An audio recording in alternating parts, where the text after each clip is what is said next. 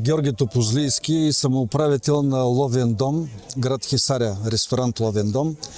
Ресторант Ловен дом, освен цялата българска кухня, предлага и почти всички видове дивеч, като се започне от пътпадък, фазан, заек, сърна, диво прасе, благороден елен и така нататък.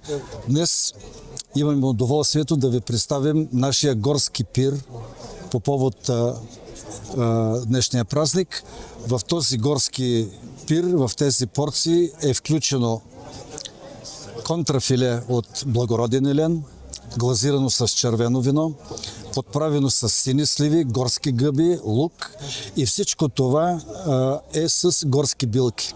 Изключително ястие, което е направено и добито от природата. Ако трябва в шегата, в рамките на една шега да кажа, че всичко е минало през стрелата на Диана, богинята на лова, римската богиня на лова. А какви предизвикателства имаше при приготвянето на тези ястия? Предизвикателствата не бяха големи.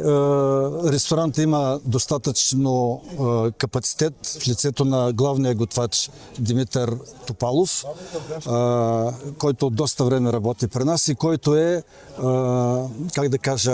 познавач на българската и, както видяхте и днес, и на римската кухня.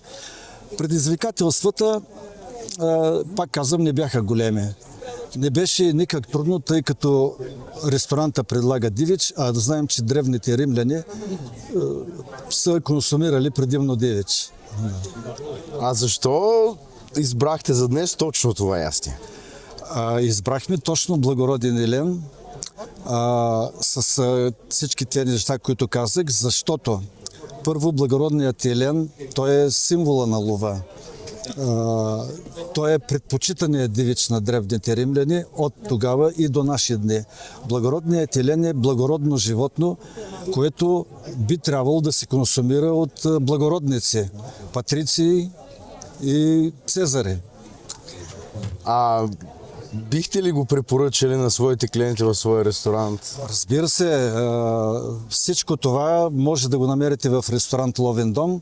Заповядайте по всяко време.